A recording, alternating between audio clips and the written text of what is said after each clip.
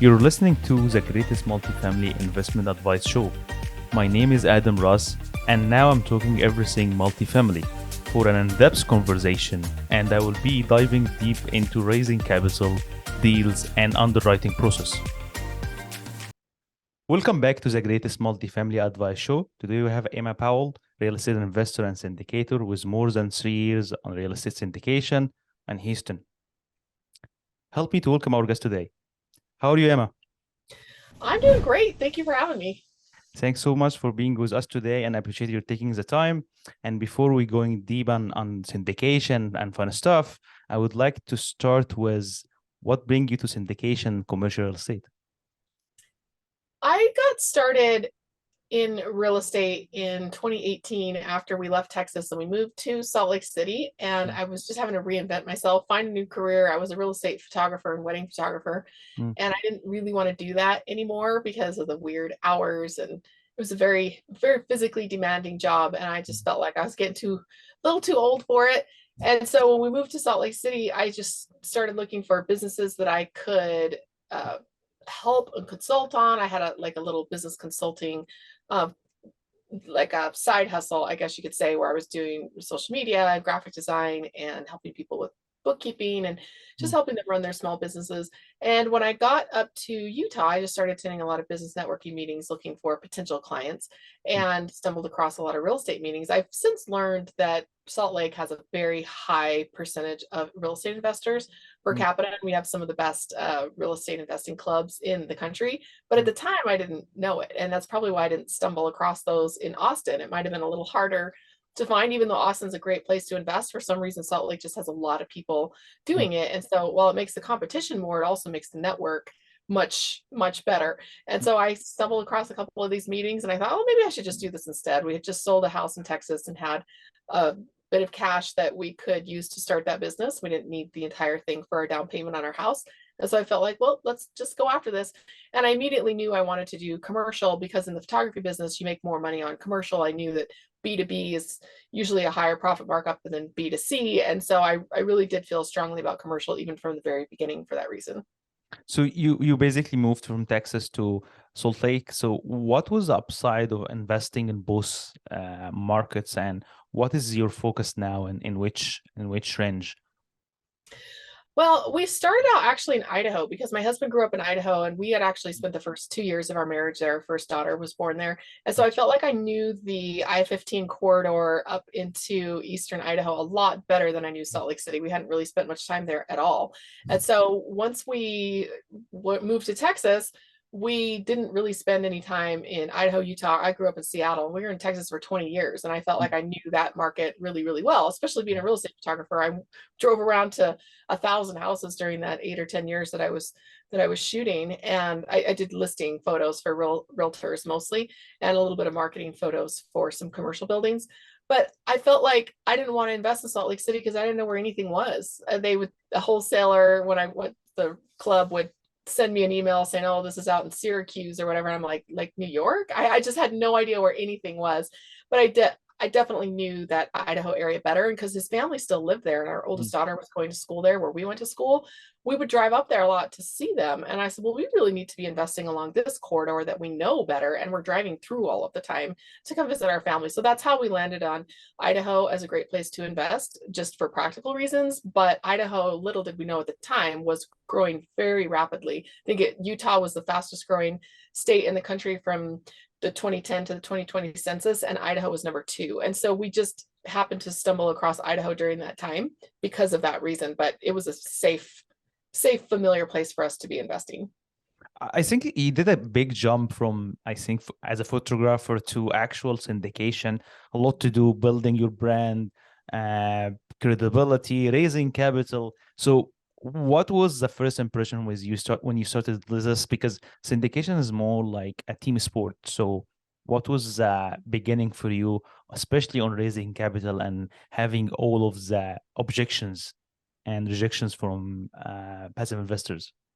Well, I had some partners on my first deal that I did, so I didn't really need to raise very much capital that first time at bat. Everybody who's in a commercial deal has to raise capital. I don't care if it's not your superpower, if you hate it, everybody's on board. And it needs to be something that every commercial real estate investor spends a lot of time getting better at improving that skill set, even if they have a different skill set that they're superpower. Because if you don't have enough money to close the deal and you can't find enough investors who believe in the project that you're doing, then nobody does anything. Maybe people lose a lot of money when their earnest money goes away. And so for me, I knew that capital raising had to be a part of this business plan, but for my first time out, I wasn't able to raise very much. The thing that we did was a 506c was my very first one. And most people do a 506b where they're just doing a friends and family raise, but I didn't really feel like I had a good network from my friends and family who were prepared to trust me, because like you said, it's a big shift, and people are like, wait, what are you doing now, and why do you think you could do this? It sounded like a huge project. Yeah. And I didn't really have any credibility, and so I partnered up with a couple of people who were able to raise capital, who were able to put their credibility towards it. And because it was public, I was able to put it out on LinkedIn and places like that, and I got a couple of investors, just stranger accredited investors through LinkedIn, who were looking for a project that was really high returns. They were willing to take a little bit of a risk on me of being a newer operator, because the project itself had a lot of potential. I see this is really impressive, because usually, as you mentioned, everyone starts with 506B with friends and family, but you started with credit investor with 506C, which is really impressive to have this on the first deal. It's really a big jump, I think. But my next question will be, what asset class is more appealing for you right now in the both markets? I really prefer Class B assets. They tend to do well during recessions, because people who can't afford their Class A's anymore will move into a Class B. They tend to be a little bit larger and nicer. So if you have couch surfing, basically combining households, then it might give them a little bit more room. Combining households tends to happen more in the Class D and the Class C asset class. And so the Bs don't tend to do that quite as much. And so those properties tend to just do a better job during recession. They're also a lot less capital heavy, because they don't have as much deferred maintenance, and they don't need as much attention to all of the maybe large heavy construction projects that need to be done. And the other thing about is the tenant base tends to be a little bit more independent, because they're less likely to be living paycheck to paycheck. And so financially they're more independent, and they're better at just paying their rent on time, setting up their auto pay. They tend to be, as a group, maybe a little bit more tech savvy, because they have reliable internet. We have just found that a lot of struggles in a Class C or a Class D with sometimes the complex doesn't even have internet, and so everybody's trying to use their phones to get stuff done, and it just makes it a lot more difficult.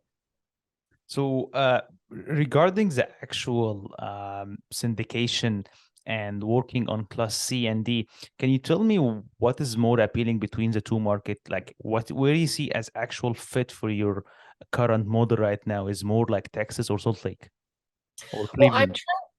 I'm trying to be a little bit more hands-off, and I'm moving more into the passive investor part of things. And so I'm looking for projects that have experienced operators, but they don't need a heavy hand.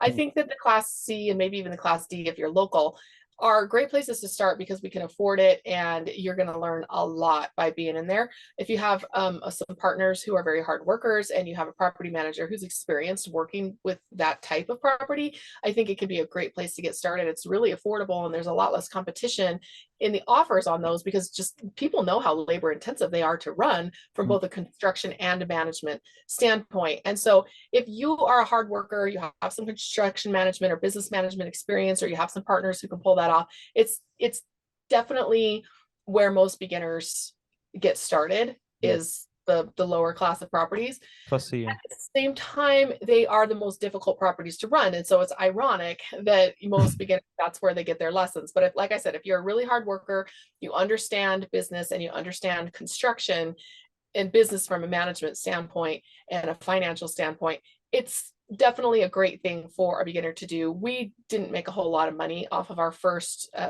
project that we sold that was that class. We made a little bit. I don't know if it was enough to be worth the time that we put in, but what we reaped on experience was definitely worth it. And then we were able to kind of invest that experience in deals that were more difficult to acquire, because you had to raise a lot more money and you had to have a lot more credibility and a lot more experience. You will get a lot of experience on Class C and Class D deals. So right now, where the actual market is driven now by the Feds, I think it's going to be more important on February 1st with a new interest hike. Now everyone is speculating about 25 pps to 50 pps. How you see 2023, especially that you're jumping, or you've been in the both seats basically, on the active part and the passive part. How do you see the commercial multifamily market, especially on your market, Texas and Salt Lake? How you see the market in 2023? It's definitely a cash is king, and it's not only to take advantage of being able to move quickly when you see a good deal, so you have your cash reserves ready to go. It doesn't have to be your cash; it could be your investors are ready to go. But Mm. everybody making sure they have enough cash to take advantage of deals that are going south because their variable rate interest loans are reaching caps, or even worse, we're not capped. And now it no longer makes the debt service. And so the DSCR has fallen below 1. Mm. And basically, it's either sell it at a discount or the bank's just going to take it. And so you're trying to preserve or lose as little as possible. You need to have that cash. But at the same time, for properties who have had their debt service go up to basically worst case scenario at this point, when in the underwriting, there's conservative underwriting, and then suddenly worst case scenario happens. If they were very conservative on the front end, not so conservative that you'll never get a deal, right? I know people who are way too conservative and they never buy anything because nothing Yeah. is going to pass a test that's impossible. But being conservative enough and having enough cash set aside so that you basically can meet that higher debt service until the property gets stabilized, turned around, and you can afford a new loan, or that you have enough cash to inject in it. And usually the general partners, most deals that I've participated in, whether as a limited partner or as a general partner, the general partners are the ones who are contributing the extra capital if the property is falling short. So having a ready cash reserve among the partners Mm. is key. So cash is king either way, whether you're trying to keep a deal afloat or you're trying to pick up on deals that other people have had to let go because they didn't have enough cash. So after 5 years, and this is my hard question here, is 5 years of stress and going back and up, back and forth on deals, how you can say is your strength or superpower? I know that my weakness is definitely dealing with that cash flow. Like my husband does the finances in our house, because when I sit down to do them, I'm like, well, how are we going to pay for this? Where's the money coming from? And I don't know what we're going to do. And I start having this financial panic attack, basically. And so he would usually kind of step in and take over. He's like, I got this, honey. I got this, honey. And so for me to deal with that with so many more zeros after, it was really, really stressful. Obviously, I didn't freak out and panic on my partners, because I knew that the stakes were high, we were serious, and I was more professional. But that's just always been something I've really struggled with. And so recognizing that my weakness is probably the day-to-day asset management when things go wrong and I'm trying to figure out how we're going to pay for it. That to me is really stressful. And so I try to take a step back from that in the business and be more of a planner, a systems driven type of planner. And so laying plans and then having people go execute those plans has always been something I've really enjoyed doing. Like my daughter always makes jokes when she got into college. I'd be like, hey, can you let me open up your grad planner? And I'd be dragging and dropping the classes around, trying to organize all her prerequisites and her generals and everything so she could graduate as soon as possible. And I just love doing that kind of stuff. But I'm not actually the one going to the college, and I'm not the one who's going to go do the homework and get the degree, but just helping her plan her way through that and visualize this big difficult thing and kind of helping her through that. That's really more where I perform. And that means that I do well with large teams, like large groups of people. I have an investing club that has hundreds of people in it, and we'll do a club deal and maybe have a dozen club members joining in to go do that deal. And because I have a large family and I love to plan, and I love to find everybody's strengths and weaknesses and plug them into the right spot, I feel like the ability to work with large groups of people and do large plans is great. The thing that's out of my control there is making sure that there are people who can execute those plans, because it's definitely not me most of the time. I think also another thing you mentioned in the beginning is the leverage. Uh, you started with leveraging other people, experience, mentorship, books, podcast. About mentorship, what was the actual influential mentor on your real estate on the last 5 years, starting from 2008, when you decided, okay, you know what, I have to jump to commercial real estate? Like I said, the real estate clubs, or the National Real Estate Association, has some really strong chapters chapters in Salt Lake City, and they would bring in a lot of commercial investors to talk about syndications that they were doing. And I would see them talking. I'd talk to them afterwards, and they're no different than me. They have this, we went to the same college in a lot of cases, and had very similar upbringings, family backgrounds. And I just felt like not all of us did. Obviously, there's a lot of diversity in the industry, but when I found somebody that I identified with in that way, it was very empowering, because I felt like if they're doing it, I can do this. And so that turned into a lot of different mentors. There was one, he got up and he was talking about his first multifamily deal. And at the end, he said, if you want to reach out to me, you know, here's my number or whatever. He goes, but don't ask me out for a coffee. I don't have time to sit there and shoot the breeze for a $5 cup of coffee. Don't ask to pick my brain. And so I went up to him afterwards to shake his hand, and he asked if there was anything he could do to help me. And I said, yeah, I'd like to take you out for a coffee. And he just gave me this look like, you gotta be kidding me. And I said, no, I knew that you would get that one and you would remember me. And so I actually did take him out for a coffee and pick his brain for an hour, because I think he just thought it was funny that I came up and said something like that. And I don't know how much value I offered him. We still have never done a deal together, but he saw something that I was serious and I wasn't just a tire kicker, that I was looking at deals, underwriting deals, looking at possibilities, and he would pass off deals that weren't a good fit for him that I could get off market before they came on. And so I felt like it was a great beneficial relationship. And then we had some other speakers who came, and I would just go and connect with them, attend their conferences. I signed up for a couple of courses, definitely a couple of masterminds, hired a couple of coaches. And so it was more of a hodgepodge. There was no like, I signed up for this educational group or this mastermind and suddenly I knew everything I needed to know. It's definitely one person and one piece at a time. And I really did avoid spending high ticket amounts on any one educational program, because they're also useful and valuable, that I would just sign up for a course with minimum here, go to that conference there, and was really able to cobble together a group of mentors that probably don't even know that I consider them mentors, because we didn't have a close relationship or close working or paid relationship. So everyone like especially on and like on the real estate business, they like Poor Dad, Rich Dad, Poor Dad book. So what was the actual book grabbed your attention as was actual benefit for you, especially on commercial real estate or raising capital in general? I read Rich Dad Poor Dad probably in 2001. I want to say it really didn't do much for me. And I remember talking to people for years later where they're like, oh, that book is amazing. It changed my life. And I said, how did it change your life? It was, oh, just the idea that you can do this, or the mindset. And I'm like, how long ago did you read it? 3 years, 4 years, whatever. I said, what have you done? And they're like, well, it's just like the belief that I can. And so I didn't know anybody who had read that book that had actually gone out and used it to change their lives. They felt like they could change their lives, but then they didn't actually do it. And so that book for me was kind of a letdown for that reason. I got done with it. I was like, yep, we all know passive income is great and that we can use other people's money to do it. And now what? I didn't feel like there was any meat. And so somebody had actually purchased a Rich Dad program, like Next Step program, and he had let me borrow it. It was back in the tapes and workbooks days. And I went through the whole thing and I returned it to him. And I said, I didn't really get anything out of this either, except for go into debt, millions of dollars to buy assets and then leverage those to buy more assets. And so I really was stuck. And so when Dave Ramsey came along, I felt like this was like an answer for the regular person. And so I really got down into the Dave Ramsey rabbit hole. And after we got out of debt and I felt like we had really a lot of financial control and power over our lives, I started thinking about it again. Like I really would like to get some rentals, but trying to pay cash for it, it just felt so far away. And so it not leveraging it. So Dave Ramsey says you can leverage your personal home. So that's what we did. We did basically live in flips on a mortgage.